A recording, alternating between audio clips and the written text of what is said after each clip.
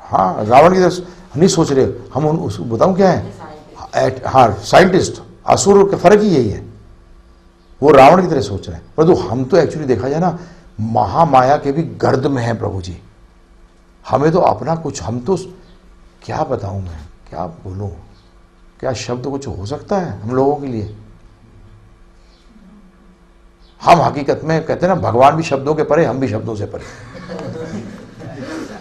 श्रेष्ठ भी शब्दों से परे और एकदम तुच्छ भी शब्दों से परे, दोनों शब्दों से परे हैं। रावण भावों का असुर तो कह सकते थे, हम तो वो भी लायक नहीं है उसके। तो भक्त लोग योग माया में है, तो भगवान इनसे कहलाते हैं, ये बात कराते हैं, क्योंकि यही तो हमें सिखाएंगे। यही क्या करेंगे, हमें सिखाएंगे। आज प्रभुपाद के साथ भी ऐसी लीलाएं हुई हैं। हमारा नेचर बताया उन्होंने। सन्यासी नहीं बनना चाहते थे,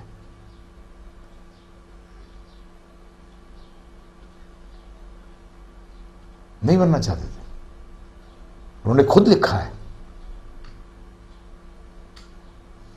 my God brother, my Guru Maharaj forced me to take सन्यास। उसका मतलब हमें एक दूसरे को क्या करना पड़ेगा, फोर्स करना पड़ेगा, जबरदस्ती करनी पड़ेगी। इसको साधु संघ कहते हैं।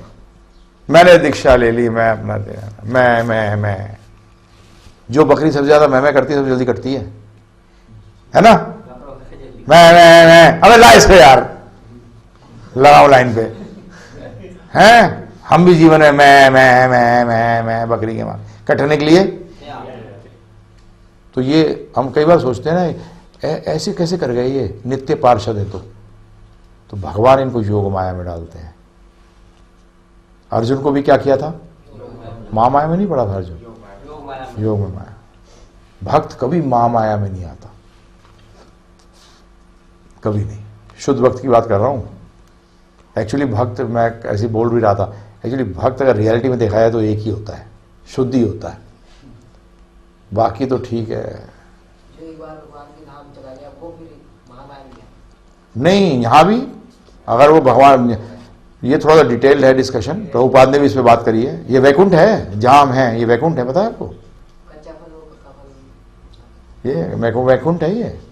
अब आते हैं हम किस पे, सनातन गोस्वामी जी। रूप गोस्वामी चैतन्य महाप्रभु तक पहुंच गए थे। रूप गोस्वामी मैंने बताया, वो चर्चा इसलिए नहीं कर रहा कि वो अभेद्य ज्ञान है, अभेद्य उसका ज्ञान है जो प्रभु रूप गोस्वामी जी को दिया, वो अभी हायर स्टैंडर्ड है, तो पहले अपने को लोअर पता करना पड़ेगा। तो सनातन गोस्वामी जी को दिया उन्होंने संबंध ज्ञान का ज्ञान। तो रूप गोस्वामी जी जो थे, सनातन गोस्वामी जी, दोनों किसके यहाँ काम करते थे, नवाब के पास। तो शॉर्ट में करते हुए रूप गोस्वामी जी को चैतन्य महाप्रभु से मिल चुके थे। उसके बाद दोनों भाई मिल चुके थे। दोनों भाइयों ने फिर अपनी नौकरी से सोचा कि रूप गोस्वामी तो खिसक गए, सनातन गोस्वामी फंस गए, वो जेल में पड़े रहे। तो रूप गोस्वामी जाने से पहले उन्होंने क्या किया, 50% जो अपना धन था वो वैष्णवों में और ब्राह्मणों में बांटा। कितना प्रतिशत, अब ध्यानपूर्वक सुनते रहना।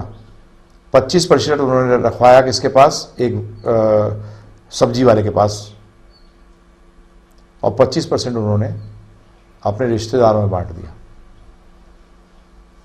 ये तो ठीक है जी, समझ गए आप। हम लोग घर बनाते बच्चों के लिए, कोई अधिकार नहीं है आपका।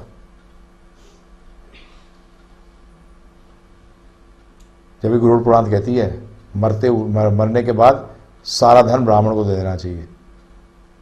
ये कलयुग के जीव हैं हम लोग, इसलिए ऐसा होता है। रूप गोस्वामी जी ने ऐसा किया। अब क्या हुआ, सनातन गोस्वामी जी जो थे, इन्होंने बीमार की एक्टिंग करनी शुरू कर दी। किसकी एक्टिंग, बीमार की। और ये नवाब हुसैन के मेन वो थे, मतलब हेड एडमिनिस्ट्रेटर।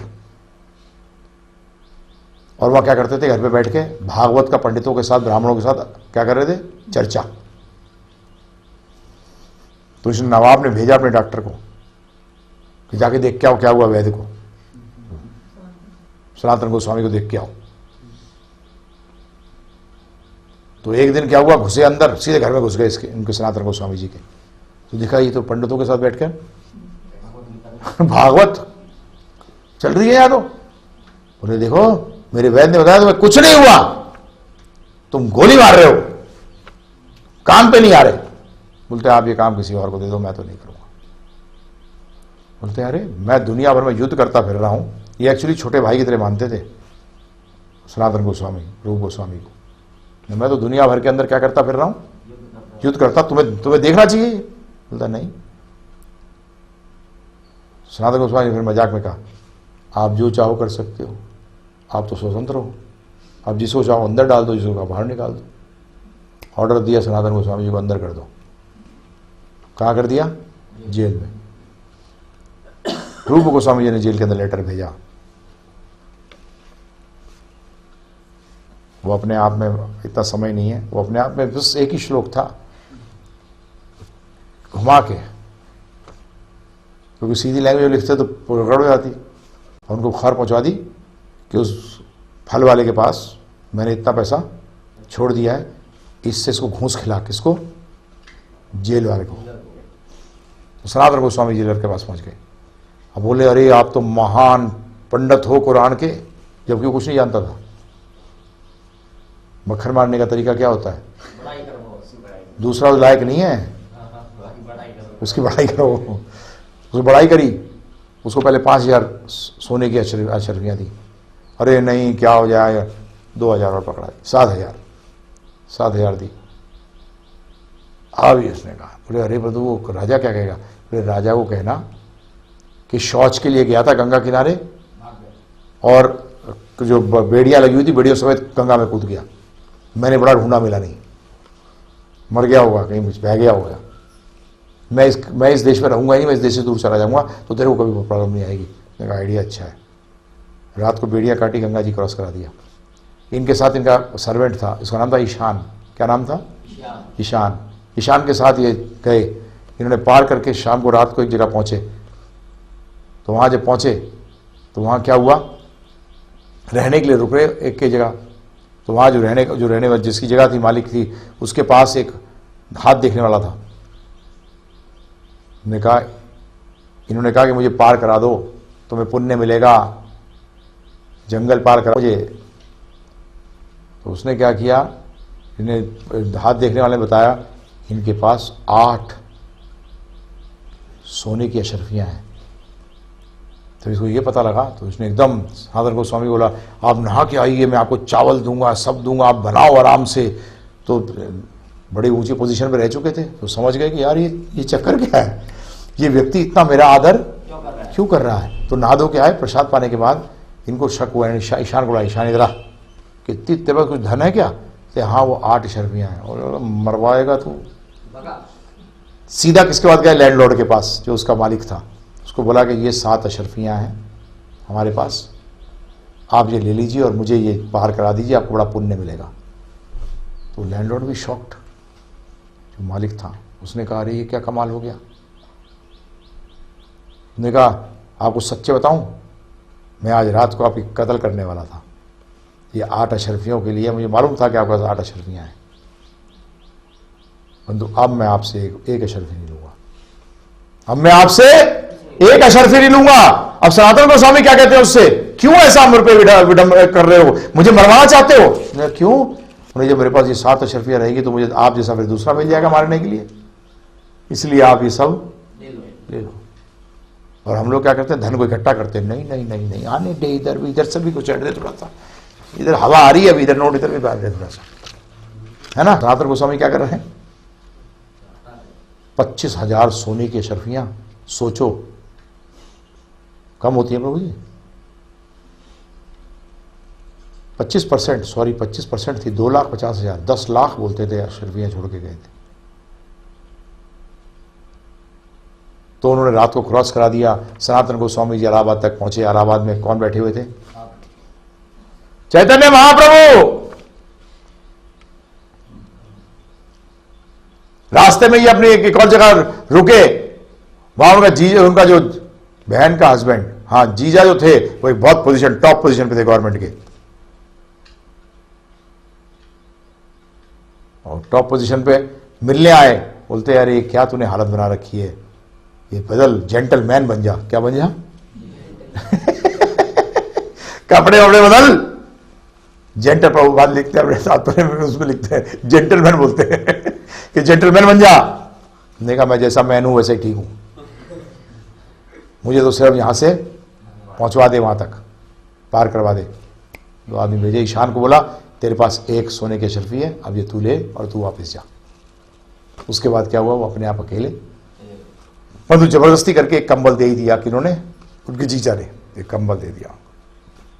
चैतन्य महाप्रभु के पास पहुंचे, बाहर बैठे हुए चैतन्य महाप्रभु अंदर, ख्याल से वल्लभ के घर में थे, एक ब्राह्मण इलाहाबाद का।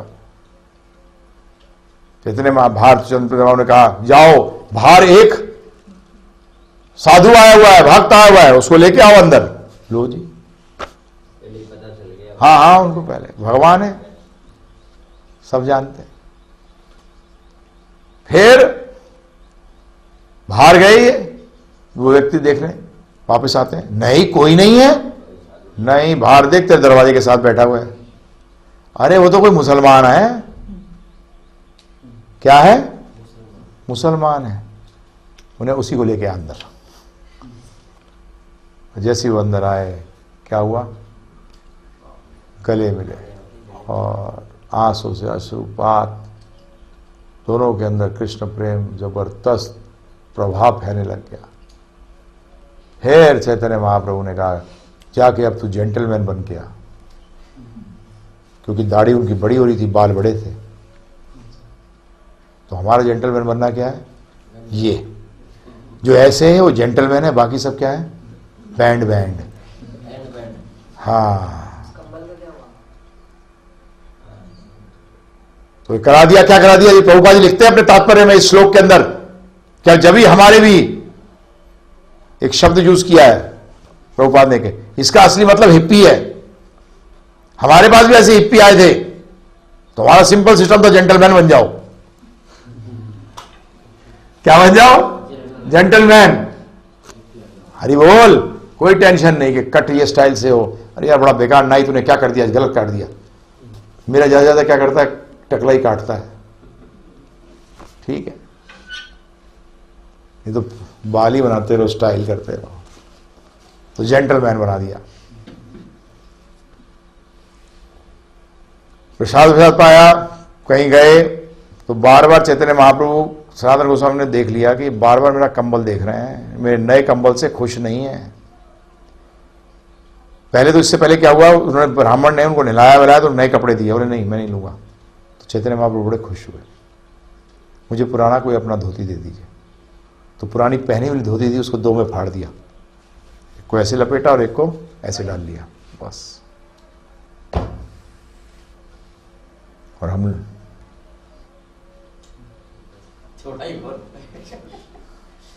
तो और उसके बाद चैतन्य सनातन गोस्वामी का क्या देखते रहे, बार बार कंबल, समझ गए कंबल नया कंबल है।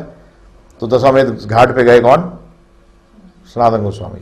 वहां एक व्यक्ति था, उसके पास एक फटा पुराना कंबल, गरीब था कोई, फटा फुटाना कंबल ही था, वो रजाई थी फटी उटी। तो इन्होंने कहा कि अरे इधर आ, इधर आ, ये तू कंबल ले ले, मुझे रजाई दे दे। बोले मैं ही मिला था एक बेवकूफ बनाने को, क्यों मुझे मूर्ख बना रहे हो, इतना अच्छा तुम्हारा कंबल, नया कंबल, इतना बढ़िया कंबल, ऊनी कंबल, और मेरी ये फटी हुई रजाई। बोलते मैं झूठ नहीं बोल रहा भाई, तू ये ले ले। तो उसको कंबल दे दिया और फटी हुई रजाई ले ली और चैतन्य महाप्रभु के सामने लटका के आ गई। चैतन्य महाप्रभु बड़े खुश कि अब तूने अपनी आखिरी जो भौतिक लगाव थी उसको भी त्याग, तूने जो अपना आखिरी भौतिक लगाव था, प्रभुपाद जी तात्पर्य में लिखते हैं यही बात। तभी तो प्रभुपाद ने कहा एक टॉफी खाने की भी इच्छा होगी तो वापस आना पड़ेगा, एक टॉफी खाने की भी इच्छा होगी तो, हाँ बाकी बात तो छोड़ो।